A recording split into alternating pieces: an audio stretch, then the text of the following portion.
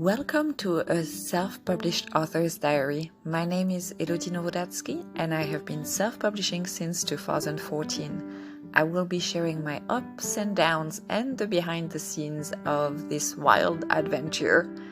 Thank you for listening.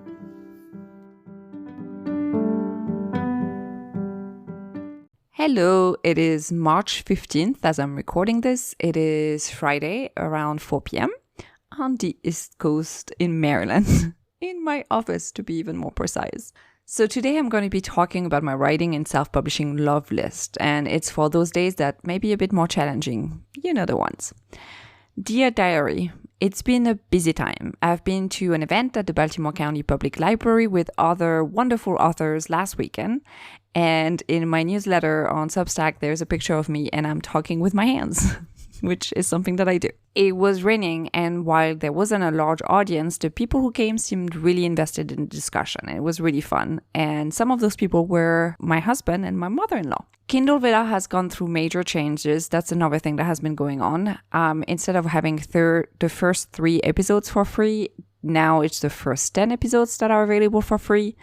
Each episode costs 10 tokens, no matter how short or long the episodes are. It used to be basically if you had an episode that was 600 words, it would cost 6 tokens. If you had an episode that was 2,500 words, it would be 25 tokens. So now it's 10 tokens, no matter the length of the episode. And they also changed the token prices. So I have no idea what this is going to mean in terms of the bonus or in terms of readership. I am seeing an uptick in reads, but it could very well be that some of my ads are working better. I'm not sure. There's not enough data yet for me to really see a difference for that. My latest episode, the one that's releasing on Sunday, is 1,700 words.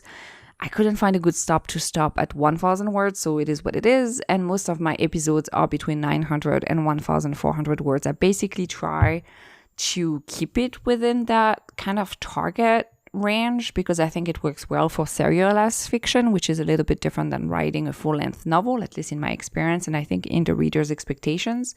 Even though some of the stories, I should say, that do very, very well on Vella, who are in the top 10 or 25, they also have very long episodes. So, but for me, I keep between 900 and 1,400, except the last one was 1,700 words. I think if the story calls for it, I'm not going to try to change the way the episode is working. I like to end on a cliffhanger, which is another way that I think I'm doing okay, or actually pretty well on Kindle Vella, is that I try to propel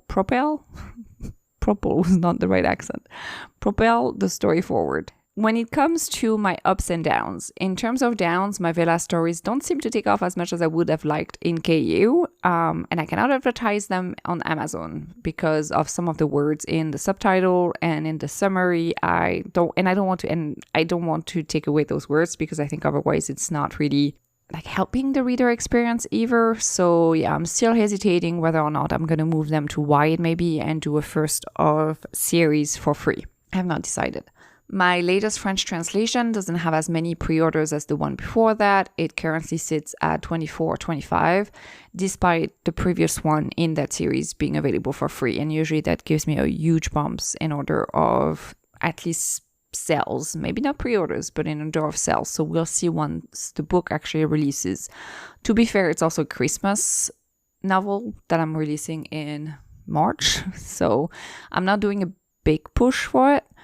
I'm going to do a bigger push for it in November, December. In terms of ups, well, I have one remember, and I am so grateful. And I had more than 2,000 downloads of Sweets for Love as it was featured in Barnes & Noble Free Nook Friday. And my latest Vella bonus was still 4-figure and twice as much as the one in November. And I get comments, one of my Kindle Vella stories has a lot of reader engagement. And every time I see a comment, I'm just so excited and so happy that somebody is reading my stories, but also engaged enough to actually comment on my stories. It's amazing. I love that part of Kindle Vella and serialized fictions, and also the ream part. I love reading, having that interaction and knowing that my words are being read. I mean, I know when I get a sell, but I don't know if the person is actually reading it. And I love reading the comments, and some of them are super helpful too. So, and very encouraging. So I'm enjoying that part of the experience as well. I would love to know what your ups and downs this month are when it comes to self-publishing or publishing or writing. Don't hesitate to head over to my newsletter on Substack to leave me a comment and let me know. And before sharing my writing and self-publishing love list, I wanted to make sure I shared this Kickstarter by Claire Taylor with you. And that's a little excerpt of her Kickstarter, which is called Sustain Your Author Career. So it says, are you ready to feel confident, inspired, and resilient in your writing life?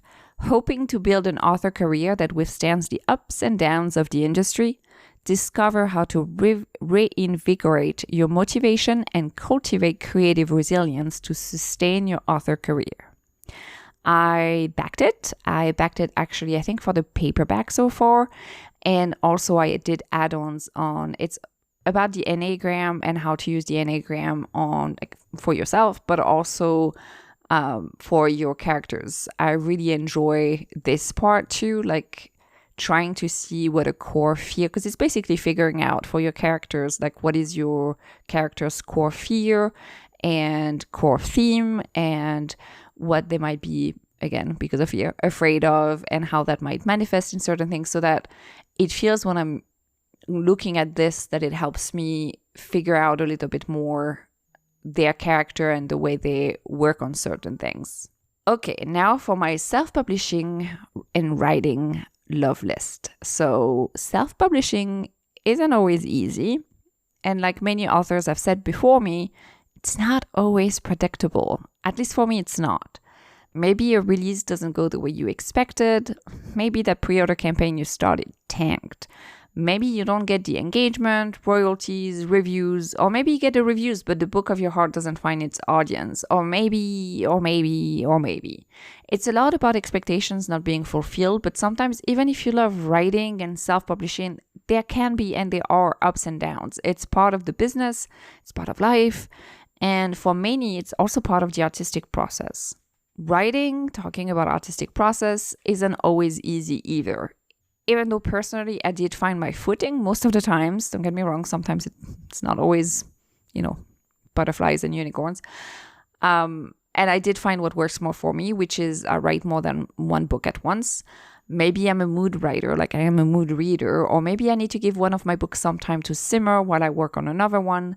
It doesn't mean that sometimes it may take me a bit longer to get back into the rhythm, or that I have to rearrange my schedule, or I mean, there are a lot of different variables there too. And I think for me, it also helps to feel like I'm achieving something. And sometimes the thinking process, I know it's part of what I need. I need to think about my stories and my characters and everything, but it's very hard for me to quantify that, even that time, as something that I'm achieving. And so writing on different stories helps me feel like I really did something and that I can then move on. Otherwise I get stuck and it's just lasts much longer and all those things. So once upon a time, back in 2012, I wrote a love list for one of my manuscripts. It was part of a YA Highway Road Trip Wednesday posts. Do you remember those if you're a YA writer who was a YA writer back in 2012? Well, here's what that particular topic or prompt said. This week's topic, inspired by Stephanie Perkins' post on Natalie Whipple's blog, What is your novel's love list? Whenever I begin a new project, that's a quote, I also begin a list called What I Love About This Story. I start by writing down those first ideas that spark the fires of my mind, and then I add more ideas as I discover them during my push through early drafts. I use this list as a touchstone to remind myself during the hard times why my story is worthwhile. It's easy to forget the good stuff when I'm wading through the muck, and the end is still months away, and it feels pointless and hopeless to continue. This list becomes a crucial reminder that yes, this is a story worth telling. So in my newsletter, I linked the post for my 2012 love list for 123, which was the very first book I published. And then my post for The Leftover Bride in October 2020, which reminded me that actually it took me more than a year to write that book. And I started after my autologous, it was not called a self-transplant, it's an autologous transplant that I had in October 2019.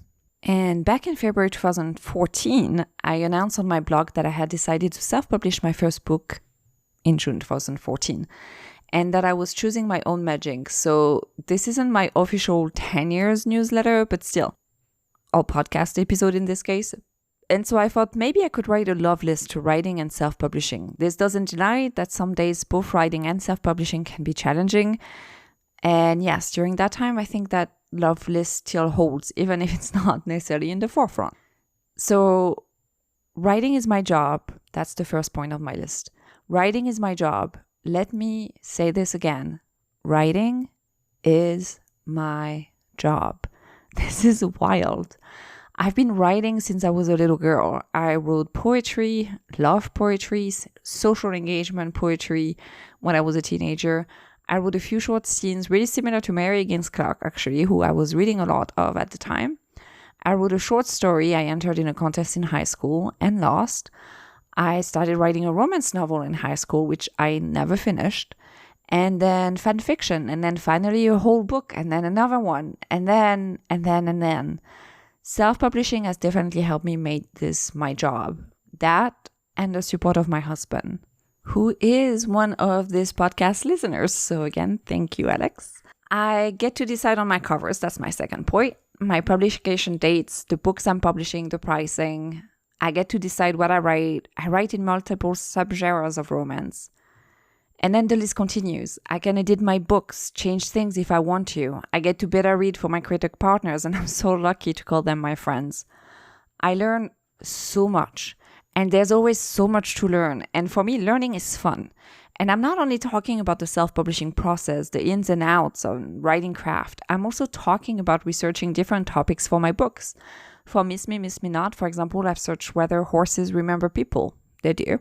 For my current steamy rom-com, the prequel of Dear Santa with Love, I've researched perfumes and scents and their effects on people and what people think about them. And so my main character is wearing C by Giorgio Armani.